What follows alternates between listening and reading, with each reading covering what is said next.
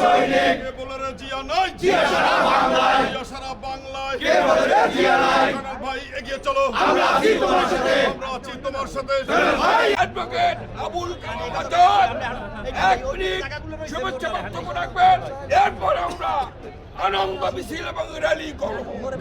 আজীবন সদস্য বিএনপির কেন্দ্রীয় কমিটির ভাইস চেয়ারম্যান, সুপ্রিম কোর্ট বারের বারবার নির্বাচিত সভাপতি সম্পাদক, তিনি আজকে বাংলাদেশ বার কাউন্সিলের তিনি ভাইস চেয়ারম্যান মনোনীত করছি।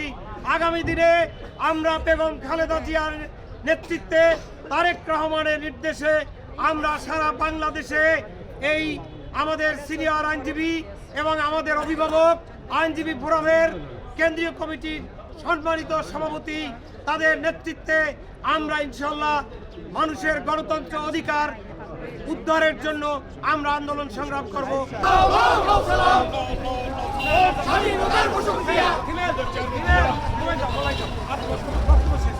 তাদেরকে শুভেচ্ছা অভিনন্দন জানিয়ে মিছিল করেছি। আপনারা যারা এসেছেন সকল ধন্যবাদ জানিয়ে